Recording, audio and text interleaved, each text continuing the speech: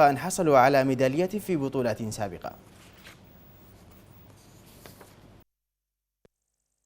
على قاعة نادي النجد الرياضي في بغداد يواصل منتخب العراق بالموتاي تحضيراته لبطولة العالم التي تستضيفها جمهورية روسيا منتصف الشهر المقبل، حيث يقود المنتخب في هذه البطولة المدرب المحترف التايلندي أوبرون كاو.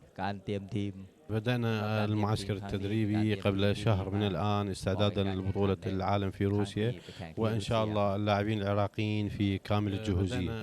هذه البطولة جدا كبيرة قياسا بهؤلاء الأبطال اللاعبين العراقيين، وإن شاء الله سيحققون المزيد من الانتصارات. بعد الانتصار اللي حققه المنتخب الوطني العراقي في بطولة آسيا التي أقيمت في فيتنام وحصول على المركز الثالث عالميا بعد فيتنام وتايوان، حيث خلف خلفه المنتخب التايلندي أقوى منتخبات العالم.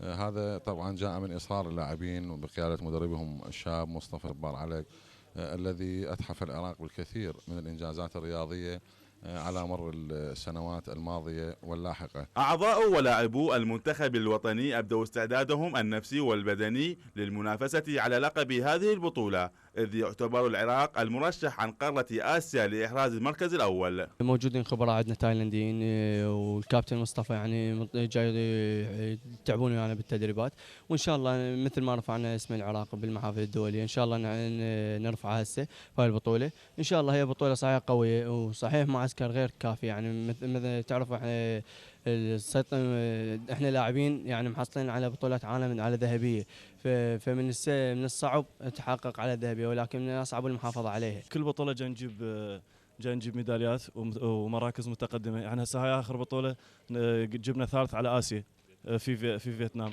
وهذا دليل يعني كبير على بان اللعبه جايه تتقدم، وجايه تطلع عندنا كل بطوله جايه تطلع عندنا خامات جديده ولاعبين جدد اعمارهم صغيره، وان شاء الله هاي البطوله نتوفق بحيل الله. حقيقة المنتخب العراقي للموي تاي هو صاحب انجاز كبير في جميع البطولات الخارجيه سواء عالميه او اسيويه او عربيه، ولم نشارك في اي بطوله ما لم نحرز بها ميداليات للعراق الحبيب. ويعتبر منتخب الموتاي العراقي من ابرز منتخبات القاره الاسيويه، وسجل نتائج مبهره في بطوله اسيا الاخيره في فيتنام. كل الامال معقوده على هؤلاء الابطال لتحقيق نتائج ايجابيه في بطوله العالم للموتاي في روسيا الشهر المقبل، حيث تشارك في البطوله 100 دوله تحاول احراز اللقب لاول مره.